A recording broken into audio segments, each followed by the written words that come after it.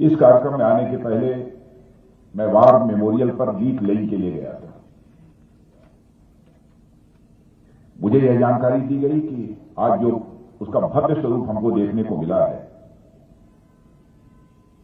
उस पर कुछ ही वर्षों पहले काम प्रारंभ हुआ था। बहुत सारे लोगों का योगदान है,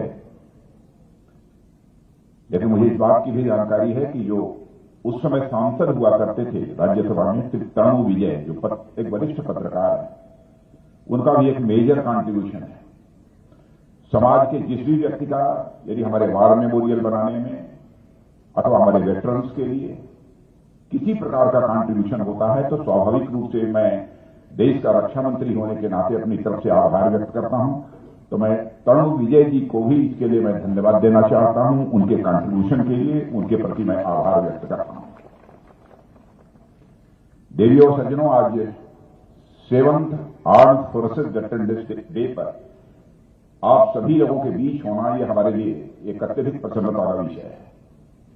और मैं आप लोगों से यह भी अनुरोध करना चाहूंगा कि मेरा यह भाषण समाप्त होने के बाद आप तुरंत अपने स्थान से उठें ना, क्योंकि एक बार मैं यहां से चलकर वहां तक आपके पास आकर आप सभी का अभिवादन करना चाहूंगा, इसलिए मैंने यह आप सबसे अनुरोध किया।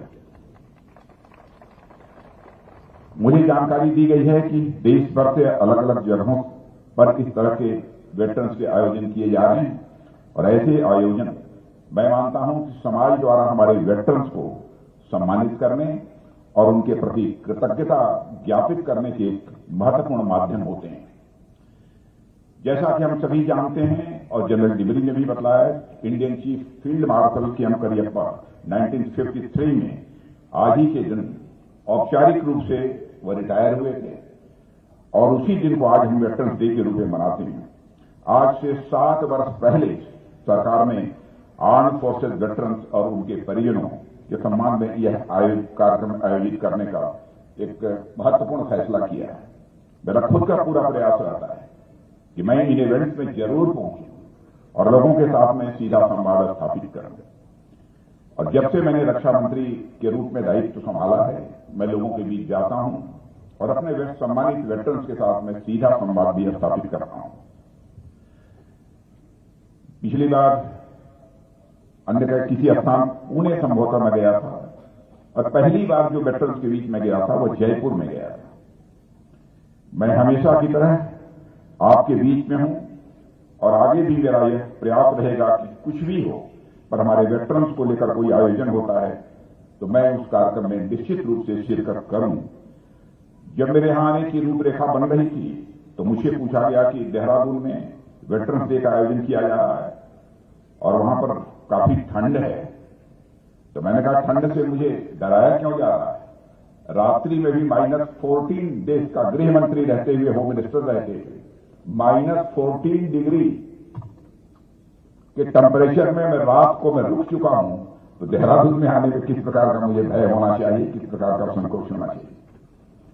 हमारे वेटरन्स को लेकर कोई आयोजन अगर हिमालय पर भी या सियाचिन में भी होता है तो मैं वहां जरूर जाऊंगा और उनसे मुलाकात करके आऊंगा।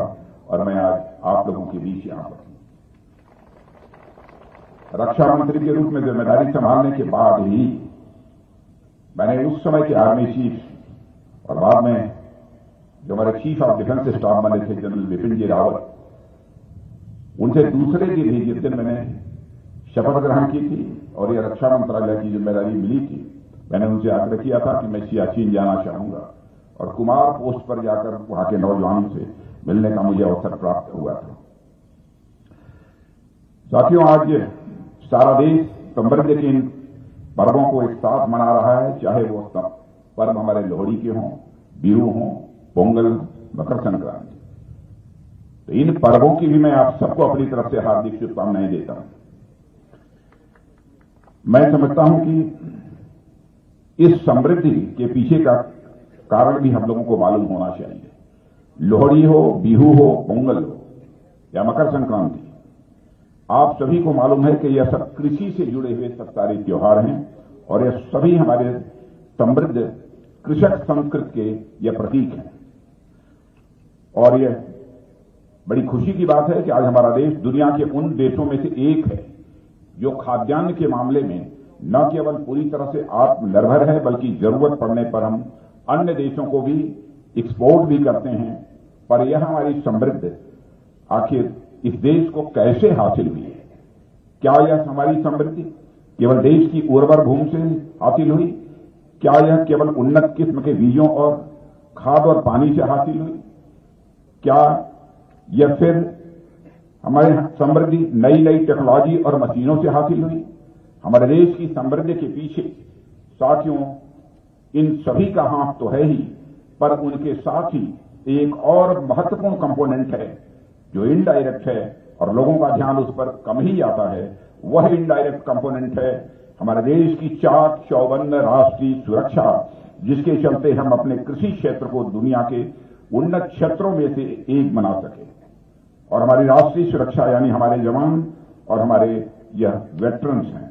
और मैं कह सकता हूं हमारे देश का भी आजादी हासिल होने के बाद जो सोशियो इकोनॉमिक डेवलपमेंट हुआ है, जो सामाजिक आर्थिक विकास हुआ है, उसमें मेजर कंट्रीब्यूशन मैं मानता हूं तो अपने तीनों सर्विसेज के जवानों का और अपने वेटरन्स का एक मेजर कंट्रीब्यूशन मानता हूं। क्योंकि यदि हमारे देश की सीमाएं सुरक्षित न होती, हमारा देश अपने को सुरक्षित न महसूस करता, चाहे हम जितना भी इन्वेस्टमेंट कर ले, इंटरनल इन्वेस्टमेंट, फॉरेन इन्वेस्टमेंट, किसी भी सूरत में हम देश का विकास नहीं कर सकते। आपने चाक चौबंद व्यवस्था रखी है सीमाओं की, देशवासी अपने को सुरक्षित महसूस करते हैं।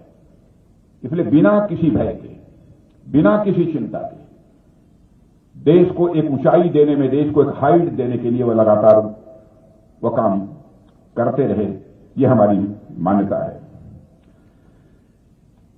और मैं कह सकता हूं आज जब पूरा देश यह त्योहार मना रहा है, इसका अर्थ यह नहीं है कि केवल धरती के प्रति कृतज्ञता प्रकट कर रहा है। इसका अर्थ यह नहीं है कि यह केवल हवा पानी और सूरज के प्रति अपनी कृतज्ञता ज्ञापित कर रहा है। इसका अर्थ यह भी है कि आज पूरा देश इनडायरेक्टली आप सबके प्रति भी कृतज्ञता ज्ञापित कर रहा है। आप सबको यह देश हृदय से नमन कर रहा है। ऐसे में वेटरन्स डे सेलिब्रेट करने के लिए आज के दिन से उपयुक्त शायद ही कोई और दिन हो सकता था।